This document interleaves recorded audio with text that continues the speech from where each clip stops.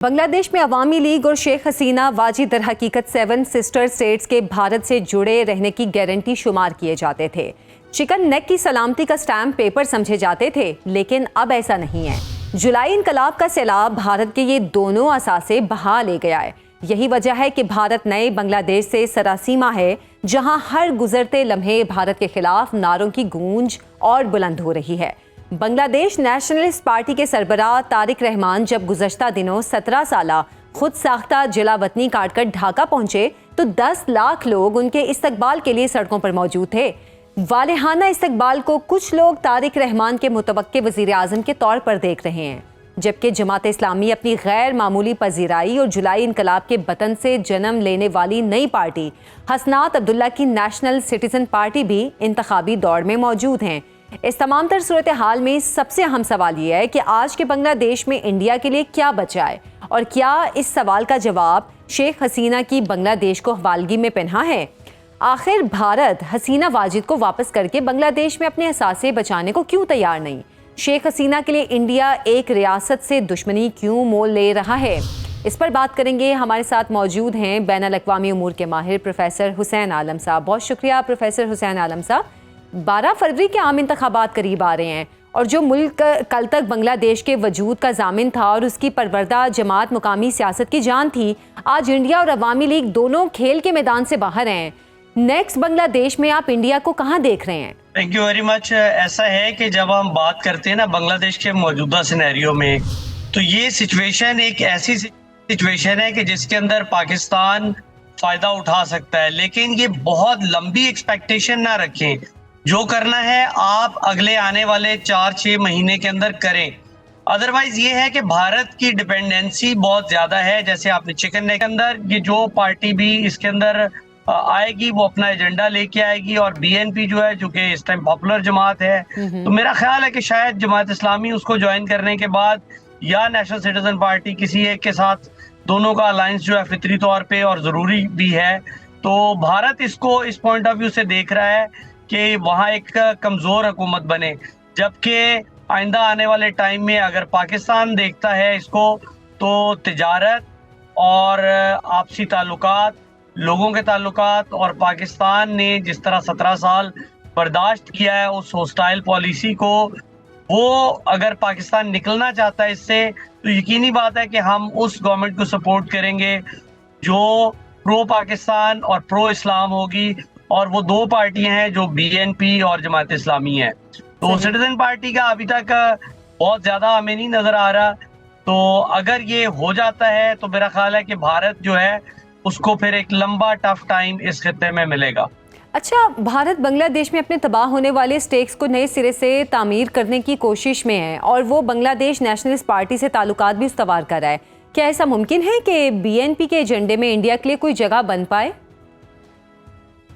देखें, सियासत और बैनुल अक़वामी ताल्लुकात में कुछ भी मुस्तकिल नहीं होता। बिल्कुल, अपने अपने इंटरेस्ट की गेम होती है। भारत जो है उसके ऊपर बांग्लादेश बहुत देर डिपेंड करता रहा है। अभी पाकिस्तान ने एक से ज्यादा उनको ऑफर्स दी हैं, जिसमें तिजारत है, जिसके अंदर पीपल टू पीपल कॉन्टेक्ट्स हैं, जिसके अंदर आपका दिफा है, जिसके अंदर खारजा पॉलिसी है, और इस्लाम बड़ा इसके अंदर मेन रोल प्ले करता है। लेकिन इस सारे के अंदर बांग्लादेश अपना इंटरेस्ट देखेगा, पाकिस्तान अपना इंटरेस्ट देखेगा, और भारत अपना इंटरेस्ट देखेगा। तो जहां जहां चीजें पहले मजबूरन थोपी और ठूंसी जाती थी, अब निगोशिएशंस होंगी, और जो सूट करेगा बांग्लादेश में इक़्तिदार में आने वाली पार्टी उसके मुताबिक फैसला करेगी। यकीनी बात है, हमें इससे बहुत ज्यादा तवक्कुआत तो नहीं रखनी चाहिए, लेकिन अगर आपकी एक फेवरेबल गवर्नमेंट बन जाती है वहां पे, जो पाकिस्तानियों के साथ नफरत का रवैया ना रखे, तो मैं समझता हूं कि इस खित्ते के अंदर पाकिस्तान जो है बड़ा इंपॉर्टेंट रोल प्ले कर सकता है। फिलहाल अच्छा, तो आपके ख्याल में जेनजी जो कि बांग्लादेश में इनकलाब लाने बने, अगर इनकी हुकूमत आती है तो इनका पाकिस्तान के साथ ताल्लुक कैसा होगा?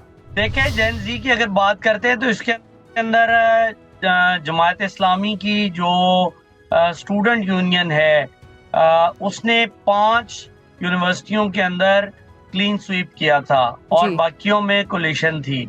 तो इट शोज कि बांग्लादेश के अंदर जो प्रो इस्लामिक पार्टीज हैं या नौजवान हैं वो आगे आएंगे, और अगर उनकी सपोर्टेड या जैसे नाहिद इस्लाम साहब हैं या अभी जो एक यंग लीडर शहीद किए गए हैं, जी, अगर इस Usman point Hadi. Of view से देखा जाए तो मैं समझता हूँ कि पाकिस्तान सपोर्टेड और पाकिस्तान के लिए एक अच्छी चीज है। और इसके अंदर बांग्लादेश के अंदर प्रो इस्लामिक और प्रो पीपल वेलफेयर को सामने रखकर पार्टी बनेगी जो कि हुकूमत बनाएगी, तो उससे पाकिस्तान फायदा उठा सकता है। लेकिन सही। इसके लिए हमें मजीद बहुत सारे इकदाम करने हैं। हमें तिजारत जो है उसको फरोग देना है, हमें पीपल टू पीपल कांटेक्ट, लोगों के लिए वीजा पॉलिसीज को नरम करना पड़ेगा। दोनों मुल्कों को हो सकता है कुछ अरसे के लिए वीजा फ्री या ऑन अराइवल करना पड़े। तो बहुत सारी चीजें चल भी रही हैं, आपकी वजारत खारजा इस पे काम कर रही है। और मैं समझता हूँ कि पहले जो कुछ साल पहले हमारी फॉरेन पॉलिसी जो कि डिफेंसिव थी, अब एग्रेसिव पॉलिसी है, डेवलपमेंट पॉलिसी है, तो इससे इंशाल्लाह फायदा होगा। सही। अच्छा हुसैन आलम साहब, बांग्लादेश नेशनलिस्ट पार्टी के तारिक रहमान की 17 साल बाद वापसी और जो उनका वालिहाना इस्तकबाल किया गया, इसके बाद लोग उन्हें बांग्लादेश का आइंदा का वजीर आज़म भी करार दे रहे हैं, जबकि जमात इस्लामी और नेशनल सिटीज़न पार्टी भी मुकाबले में है। क्या BNP आइंदा हुकूमत बना पाएगी या मखलूत गवर्नमेंट वजूद में आएगी? मैं ये समझता हूँ कि BNP अकेली जो है वो शायद इतना इफेक्टिव रोल प्ले ना कर सके। अच्छा। क्योंकि हसीना वाजिद के मानने वाले भी मौजूद हैं, आप उससे बिल्कुल नजर नहीं चुरा सकते। तो ऐसे में किसी एक पार्टी के साथ कोलिशन गवर्नमेंट मुझे नजर आती है। अच्छा। अकेले शायद बना भी लें, लेकिन उसको मजबूती से चलाने के लिए आपको एक पार्टी, चाहे जमात इस्लामी हो या NCP हो, तो आपको एक कोलिशन गवर्नमेंट जो है वो ज्यादा अच्छे, बड़े और बोल्ड फैसले करने में हेल्प आउट करेगी और मुस्तकबिल का तयन करने में BNP को मददगार साबित होगी। अभी मौजूदा जमाने में अगर आप देखते हैं बांग्लादेश नेशनल पार्टी को, तो खालिदा जिया तकरीबन आखिरी दमों पे हैं, लेकिन उनके साथ साथ जो उनके बेटे 17 साल जलावतनी काट के आ रहे हैं और चूंकि हसीना वाजिद का टेन्योर खत्म हो गया है, वो यहाँ पर इफेक्टिवली पार्टिसिपेट नहीं कर रही। तो मैं समझता हूँ कि आइंदा आने वाले टाइम में अगर एक कोलिशन गवर्नमेंट बनती है, जो कि मुझे नजर आती है, और वहाँ की बांग्लादेश की सियासत के अंदर कुछ भी हरफ आखिर नहीं है, तो मैं समझता हूँ कि इसके अंदर या जमात इस्लामी या NCP कोई एक अगर ज्वाइन कर लेता है तो एक लंबी इनिंग खेलेंगे ये लोग। अच्छा, लेकिन आम तासुर ये है कि बांग्लादेश में अगर एतदाल पसंद पार्टी BNP के अलावा जमात इस्लामी या नई नेशनल सिटीजन पार्टी की हुकूमत बनती है, तो इंडिया के लिए चिकन नेक और 7 सिस्टर स्टेट्स की बका एक चैलेंज बन जाएगा। आप क्या कहते हैं? मैं समझता हूँ कि दिफाई तौर पे भारत इससे बेखबर बिल्कुल नहीं है। बिल्कुल। और हम इसको अगर बहुत ज्यादा हाइप क्रिएट ना करें या इसको बहुत ज्यादा फोकस ना करें तो मेरा ख्याल है बेहतर होगा।